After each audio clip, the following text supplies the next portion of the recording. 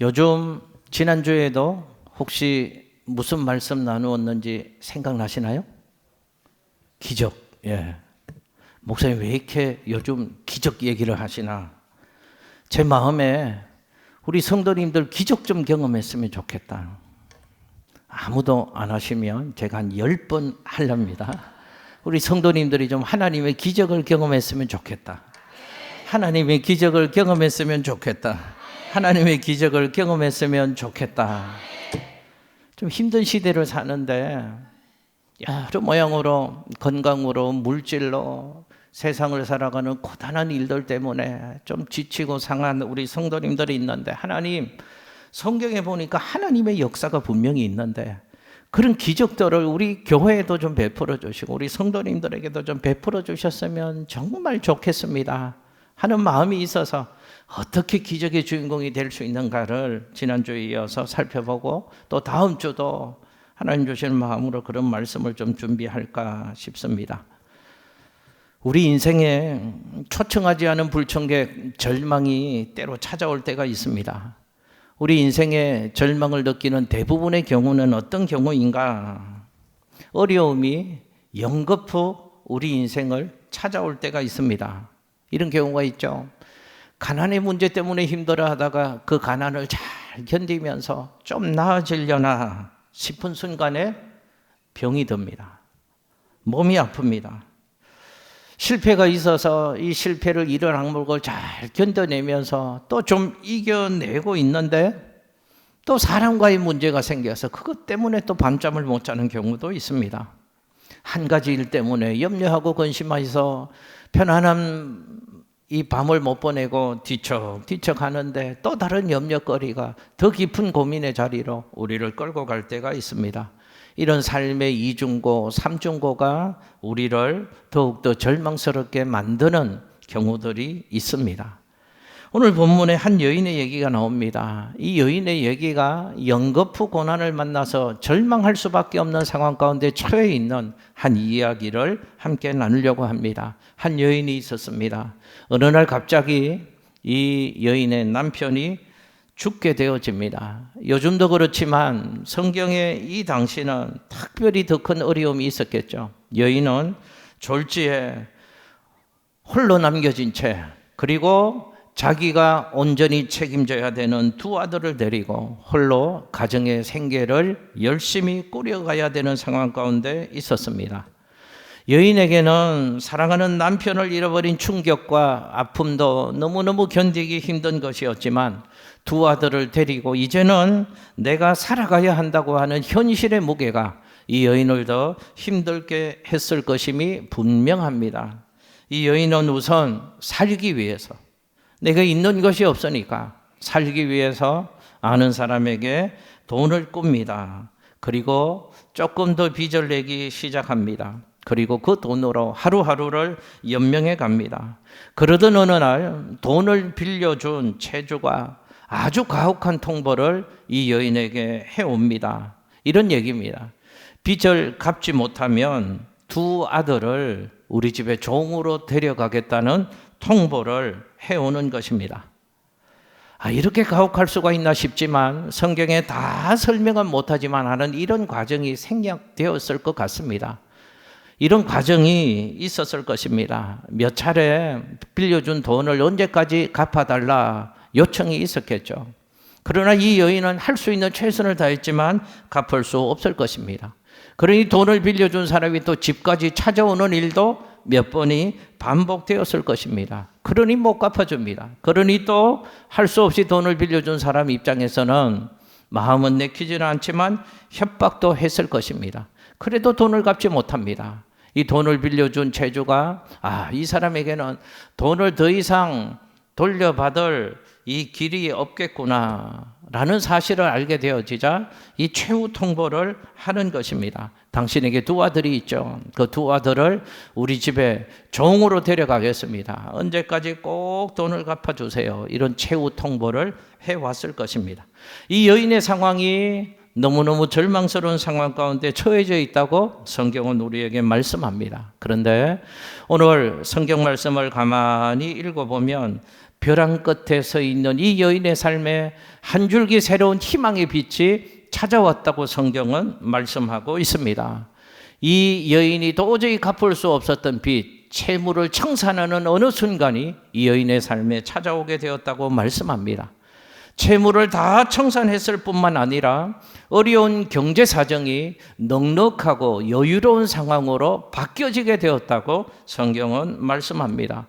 그래서 이 여인의 삶에 고통의 한숨이 끊이지 않았는데 고통의 한숨이 변하여 기쁨의 노래가 터져나오는 멋진 삶으로 변화되어졌다라는 이야기를 오늘 성경에서 말씀하고 있습니다.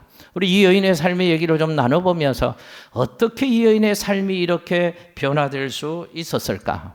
그리고 우리의 삶을 생각해 보면서 우리의 삶에도 이 여인의 경우처럼 고통과 절망의 상황이 찾아와서 더 이상 아무것도 해볼 수 없는 한숨만 쉬고 절망만 해야 되는 상황이 있을 때 그때 무너지지 않고 어떻게 다시 회복하는 삶의 주인공이 될 수 있을까 하는 얘기를 하나님 말씀을 통해서 교훈을 받으려고 합니다. 성경이 우리에게 이런 교훈을 줍니다. 첫 번째요, 한번 저 따라서 해보실게요.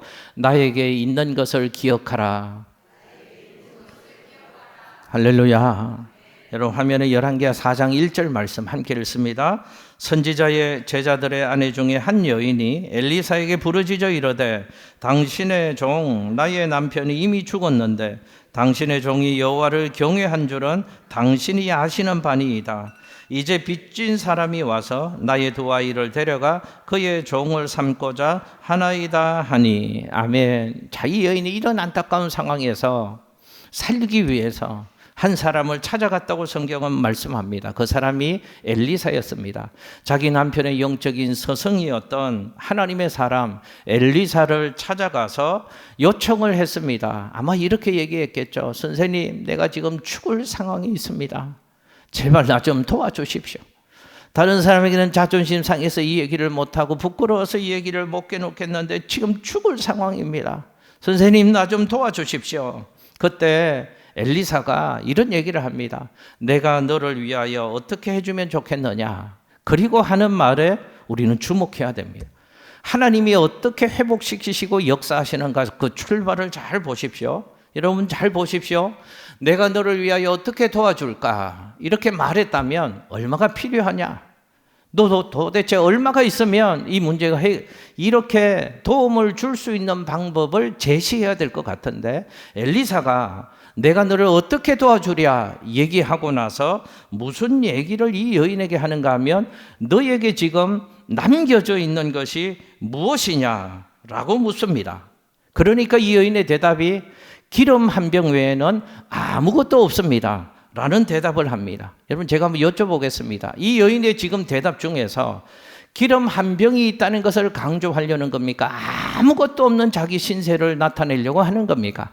후자의 경우겠죠.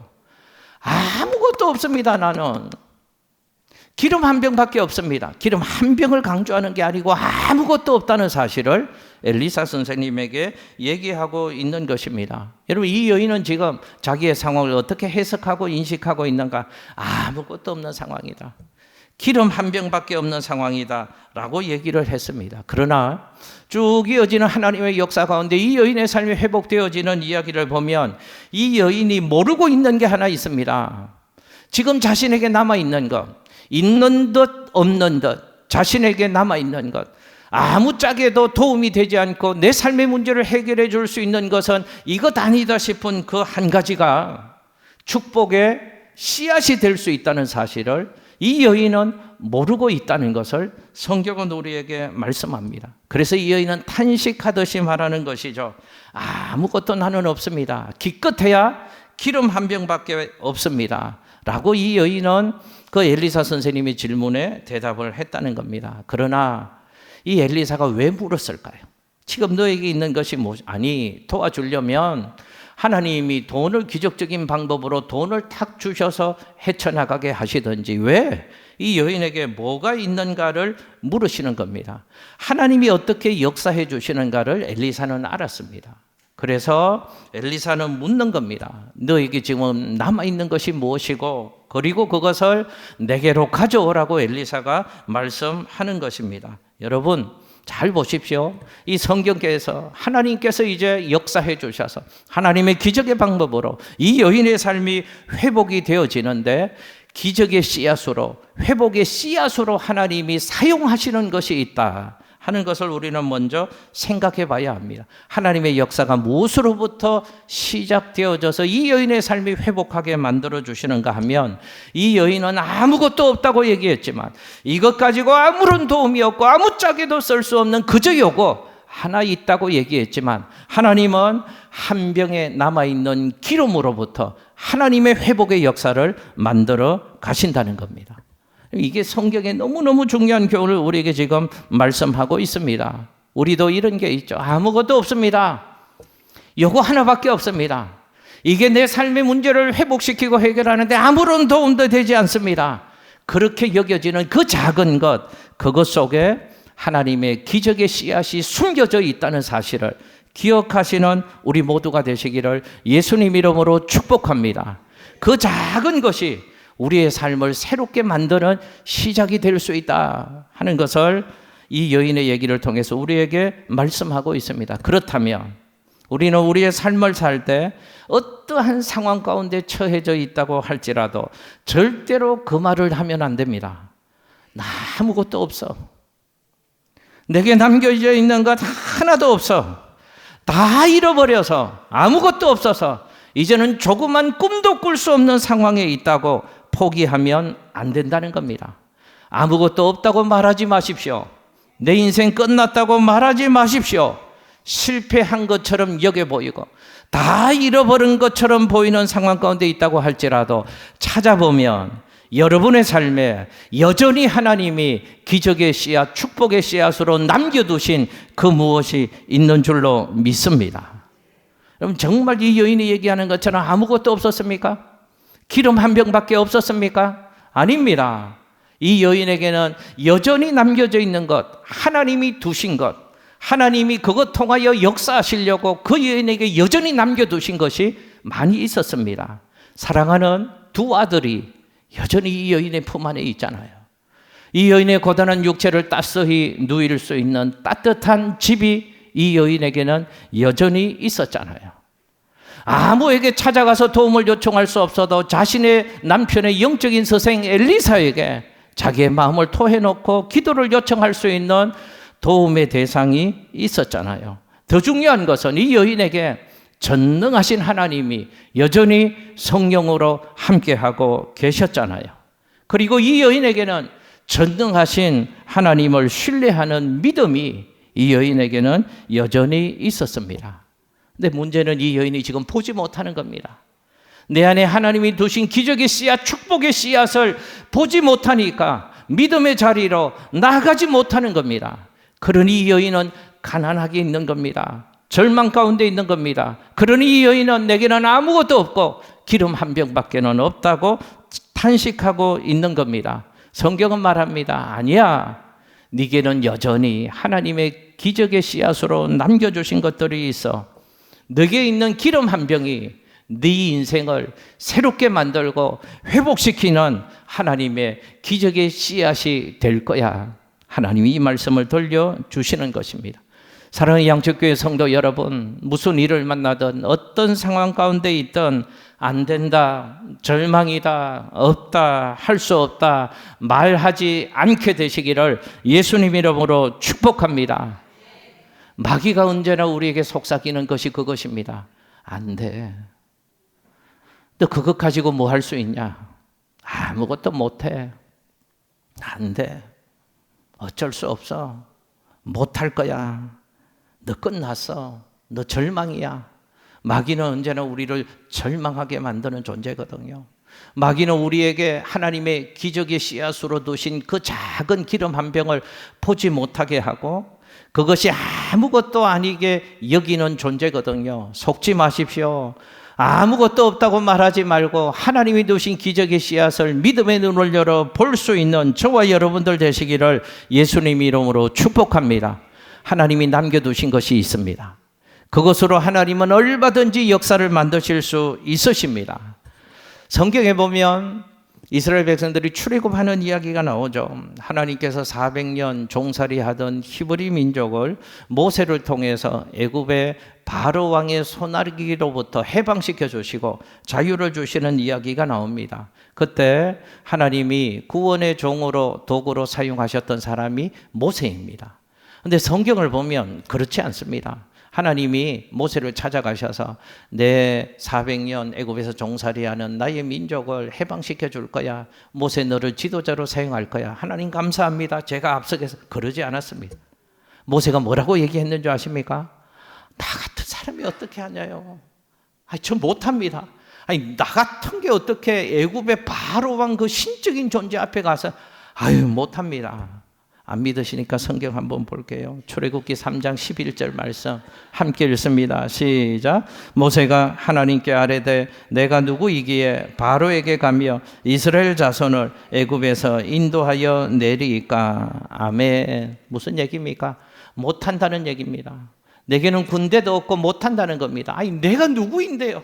나 아무것도 없잖아요. 나 같은 사람이 애굽의 바로 앞에 가서 군대도 없고 능력도 없고 사람도 없는데 내가 누구인데요? 나는 그거 못합니다. 지금 모세는 뭘 보고 있습니까? 자기에게 없는 것만 보고 있습니다. 아무것도 없다는 겁니다. 그러니 못한다는 겁니다. 그러니 두려움에 떨고 있고 절망하는 겁니다. 그때 하나님께서 모세에게 뭐라고 말씀하셨는지 아십니까? 네 손에 있는 것이 무엇이냐? 여러분, 성경이 신비하잖아요. 이 여인에게 역사를 만들어줄 때도 하나님이 팍 주시지 않고 네게 있는 것을 보게 하십니다. 하나님이 모세를 쓰실 때도요, 네게 있는 것이 무엇인가를 먼저 보게 하신다는 것입니다. 모세 손에 뭐가 들려 있었습니까? 지팡이가 들려 있었습니다. 하나님이 말하십니다. 너는 아무것도 아니고 못한다고 말하고 생각하지만 너는 네 손에 있는 지팡이 가지고 바로에게 가라. 그러면 내가 너를 통하여서 히브리 민족을 해방시켜 줄 것이다 라고 말씀하시고 모세를 보내십니다. 잘 보십시오. 모세의 손에 들려있는 그 나무 지팡이 하나는 오늘 성경에 나오는 한 여인이 가지고 있었던 기름 한 병에 불과한 것입니다. 그러나 모세 손에 들려있는 그 나무 지팡이를 가지고 모세는 하나님의 역사를 감당하잖아요. 그 지팡이로 홍해 바다를 갈라냅니다. 그 지팡이로 반석을 치니까 반석에서 샘물이 터져 나옵니다.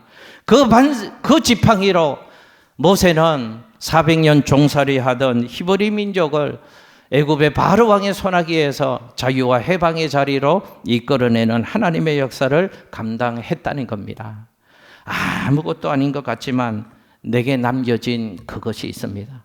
그것을 믿음의 눈을 열어보시고 그것을 소중하게 여기시고 그것 가지고 믿음의 역사를 힘있게 감당해 나가시는 우리 모두가 되시기를 예수님 이름으로 축복합니다. 내게 있는 것을 보지 못하면 없는 것만 생각합니다. 남의 손에 있는 것만 자꾸만 보게 되어집니다. 그러니 불평과 원망이 끊어나지 않는 것이죠. 그러니 그 인생에는 가난과 궁핍과 문제가 여전히 그 인생의 발목을 움켜잡고 있는 겁니다. 그러니 그 인생에는 회복과 새로움의 기회가 찾아오지 않는 것입니다. 그러나 내게 있는 것, 이것을 통해서 하나님은 역사하시고 하나님은 기적을 베풀어 주신다는 것을 기억하시고 있는 것 확인하시고 믿음의 자리로 나가시는 우리 모두가 되시기를 예수님 이름으로 축복합니다. 두 번째는요, 엘리사를 통해서 하나님이 이 여인에게 너의 믿음을 나타내 보이라 라고 말씀하십니다. 엘리사는 기름 한 병 외에는 아무것도 없다는 말하는 이 여인에게 한 가지 명령을 내립니다. 밖에 나가서 빈 그릇을 빌려오라는 명령을 내립니다. 이것도 이해가 되지 않죠. 지금 필요한 게 뭐라고요? 돈이 필요합니다. 그런데 밖에 나가서 빈 그릇 다 동네 사람들에게 빌려오라고 말합니다. 화면에요. 열왕기하 4장 3절 4절 말씀 시작. 이르되 너는 밖에 나가서 모든 이웃에게 그릇을 빌리라. 빈 그릇을 빌리되 조금 빌리지 말고 너는 네 두 아들과 함께 들어가서 문을 닫고 그 모든 그릇에 기름을 부어서 차는 대로 옮겨 놓으라 하니라. 아멘. 여러분, 제가 한번 여쭤볼게요. 엘리사가 이 여인에게 왜 빈 그릇을 빌려오라고 말할까요? 뭐 하려고요? 빈 그릇대로 기름을 그곳에 채워줄 계획을 가지고 하나님이 그렇게 하실 줄로 알고 빈 그릇을 가져오라고 하는 것입니다. 잘 보십시오. 가난의 문제를 해결해 주기 위해서 빈 그릇을 가져오라고 하는 것입니다. 절망의 문제를 해결하려면 빈 그릇을 가져올 때만 그 문제가 해결될 수 있다는 겁니다. 여기 주목할 게 있습니다. 빈 그릇을 빌려오라고 할 때 특징이 조금만 빌려오라고 했습니까? 아닙니다. 성경이 조금 빌리지 말고 많이 빌리라고 얘기합니다. 그리고 성경을 보면 그 빈 그릇에 기름을 채우는데 몇 그릇만 채웠다고 얘기하나요? 모든 그릇에 다 채우라고 하나님은 말씀하고 있는 것입니다. 지금 엘리사가 이 여인에게 요구하고 있는 것이 뭔가? 기름을 빌려오는 행위, 빈 그릇에 기름을 붓는 행위.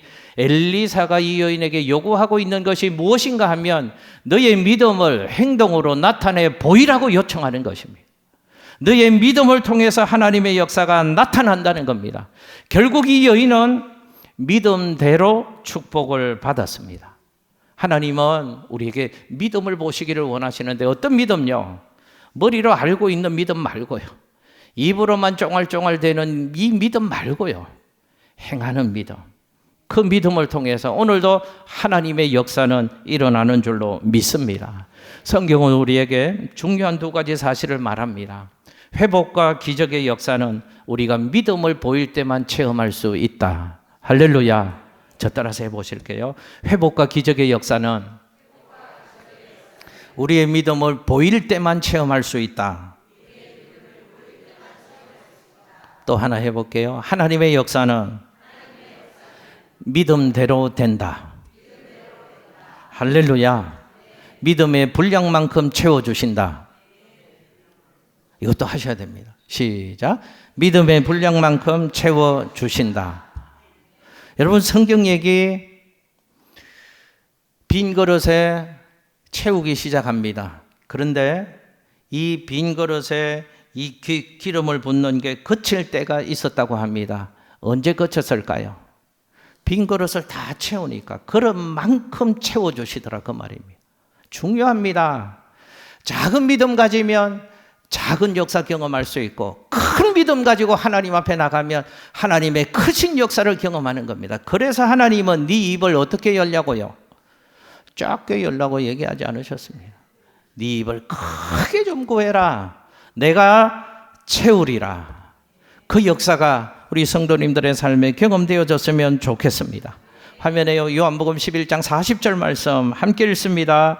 예수께서 이르시되 내 말이 네가 믿으면 하나님의 영광을 보리라 하지 아니하였느냐 하시니. 아멘.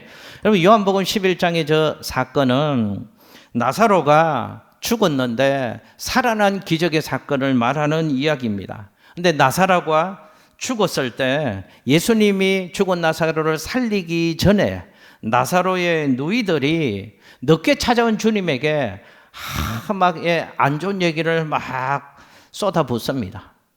죽은 지 나흘 지났는데 왜 이제 오십니까, 주님? 이제 게임 오버 다 끝났는데 지금 와서 뭐 하시려고요? 아니, 좀 죽기 전에 와서 살려주시면, 건강하게 해주시면 좋은데 이제 죽은 지 나흘이나 지났는데 지금 와서 뭘 기대할 수가 있겠습니까? 왜 이제 오셨어요, 주님? 아우, 좀. 나사로의 누이들이요, 예수님을 막 힘들게 했을 겁니다. 왜요? 이해는 되죠. 자신들의 경험으로, 자신들의 지식으로, 자신들의 감정으로 보면 그렇게 하는 게 합당하고 그렇게 해줄 주님이라고 생각했거든요. 자신의 지식으로, 경험으로, 감정으로만 주님을 대하고 있는 겁니다.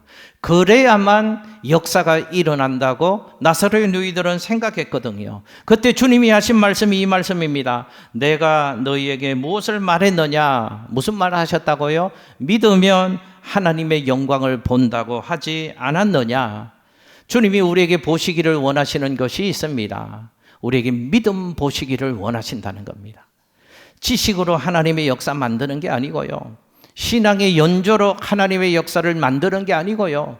내가 얼만큼 많이 봉사했냐 그것으로 하나님의 역사를 만드는 게 아니고요. 주님이 보시고 주님이 역사하시는 재료가 우리의 믿음이어서 우리에게 믿음 보시기를 원하신다는 겁니다. 하나님은 믿음을 재료로 하셔서 하나님의 역사를 만들어 가시는 것입니다. 저 따라서 한번 해보실게요. 믿음이 기적을 체험하게 한다. 믿음의 분량만큼 하나님의 역사를 체험할 수 있다. 할렐루야. 하나님은 그런 만큼 주시는 하나님이십니다. 하나님은 믿음대로 주시는 하나님이십니다. 하나님은 우리가 요만한 믿음으로 나가면 요만큼 채워주시고요. 이만한 믿음으로 나가면 이만큼 채워주시는 하나님이신 줄로 믿습니다. 큰 그릇을 준비하시고 하나님의 역사를 감당하시는 우리 교회 되고 여러분의 삶이 되시기를 예수님의 이름으로 축복합니다. 마지막 하나요. 주시는 말씀에 온전히 순종해야지 회복과 기적의 역사를 체험할 수 있다라는 말씀을 들려주십니다. 화면에 열왕기하 4장 5절 6절 말씀 함께 읽겠습니다. 여인이 물러가서 그의 두 아들과 함께 문을 닫은 후에 그들은 그릇을 그에게로 가져오고 그는 부었더니 그릇에 다 찬지라. 여인이 아들에게 이르되 또 그릇을 내게로 가져오라 하니 아들이 이르되 다른 그릇이 없나이다 하니 기름이 곧 거쳤더라. 아멘. 자, 빈 그릇을 빌려오라고 하고 그 기름이 빌려온 그릇이 없을 때까지 채워지는 하나님의 기적의 역사가 일어나게 되어지는데 이 여인에게 세 가지를 명령하셨습니다. 그런데 이 여인은 세 가지에 온전히 순종했다는 것을 성경이 말씀합니다. 첫째, 빈 그릇을 빌려오라고 말했습니다. 둘째, 그 빈 그릇 빌려온 곳에다가 기름을 채우는데 어디에서 채우라고요? 문을 닫고 집 안에서 채우라. 셋째, 그 빈 그릇을 채우는데 여인 혼자만 하지 말고 누구랑 같이 하라고요? 두 아들과 같이 하라. 이 여인의 입장에서 한번 생각해 보겠습니다. 가난의 문제를 해결하는데 이런 세 가지의 엘리사가 요구한 명령들이 도움이 되는 문제인가요? 별 도움이 안 되는 것 같잖아요. 정말 해결하려면 돈을 한 1억을 주시든지 한 3억을 주시든지 돈 좀 주셔야 되는데 돈 주시지 않고 하시는 얘기가 빈 그릇 좀 빌려오라고 하고 문 닫고 빈 그릇을 채우라고 하고 두 아들과 함께 빈 그릇을 채우라 하고 문제 해결하는데 아무짝에도 도움이 안 되는 싶은 명령을 엘리사를 통하여 하나님이 이 여인에게 주신 겁니다. 그런데 성경 얘기를 잘 보십시오. 이게 뭐 문제에 도움이 되겠나?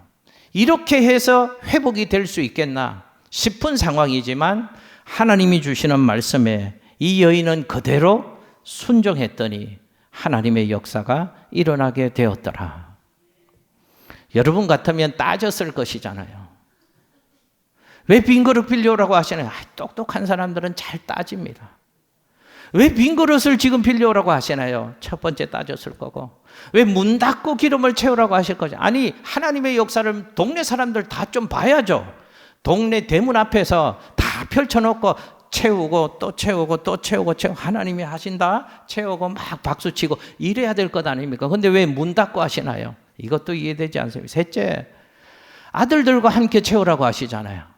아들놈들 일 한 번 안 해본 놈들인데 그들이 괜히 붙잡고 서툴게 하다가 뭐 쏟고 깨고 더 엉망이 될 건데 그냥 나 혼자 하면 더 빠르게 잘할 수 있을 것 같은데 하나님 왜 그렇게 하시나요? 따지고 판단해야 될 것 같지만 이 여인은 하나님 주시는 말씀에 그대로 순종했습니다. 하나님의 역사가 일어났습니다. 여러분, 보험만 묻지 말고 따지지 말고 들 게 아니고 하나님 말씀에 묻지 말고 따지지 말고 하나님이 그렇게 말씀하시고 감동 주실 때는 뜻이 있으시겠네. 하나님의 방법이 있겠지. 하나님이 하시려고 할 때는 하나님 온전히 신뢰하고 순종하며 나가면 하나님의 역사를 경험하는 우리 모두가 될 수 있는 줄로 믿습니다. 순종의 결과가 모든 것이 해결되어졌습니다.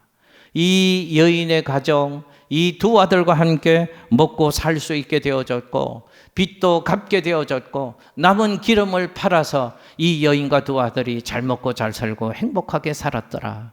이게 성경의 이야기입니다. 이게 순종의 결과입니다. 축복합니다. 순종으로 말미암는 하나님의 기적의 이야기가 여러분 삶의 얘기가 되고 이 교회 이야기가 될 수 있으시기를 예수님 이름으로 축복합니다. 경험 너무 내세우지 마십시오. 계산 너무 내세우지 마십시오. 나의 판단 너무 내세우지 마십시오. 그 모든 것보다 순종이 우선이 되어야 할 줄 믿습니다. 순종이 기적을 불러오는 겁니다. 제가 목회하면서 또 교회를 섬기면서 성도님들 봐도 친구 목사님이나 선배 목사님들 봐도 하나님이 쓰시는 사람이 있습니다. 하나님이 기뻐하시는 사람이 있습니다. 어떤 사람에게 복을 주시고 어떤 사람 사용하시고 어떤 교회를 통해서 역사하실까요? 돈 많은 사람, 많이 배운 사람, 잘난 사람, 오래 믿은 사람 아닙니다. 순종하는 사람. 그게 하나님 주시는 말씀이고 내게 그런 감동이 있으면 그대로 온전히 순종할 때 하나님은 그를 통하여 역사하시고 그에게 한량없는 은혜와 축복을 쏟아부어 주시는 줄로 믿습니다. 순종은 머리로 하는 게 아닙니다. 입으로 하는 게 아닙니다. 순종은 행동으로 옮겨질 때만 순종이 될 수 있는 줄로 믿습니다. 말씀 맺습니다. 우리 이렇게 말합니다. 제가 아무리 이렇게 두 손 들고 힘주어 강조를 해도 목사님 믿음도 알아요. 순종도 알아요. 그런데요 내 형편이 힘들어요 목사님. 내 상황이 그렇지 못해요. 내가 조금만 여유만 있으면 믿음으로 살고 순종할 수 있을 것 같은데 지금은 형편과 상황이 그래서 믿음으로 살지 못하고 순종하지 못한다고 말합니다. 여러분 상황 때문에 순종하지 못하고 믿음으로 산다고 말하지 마십시오.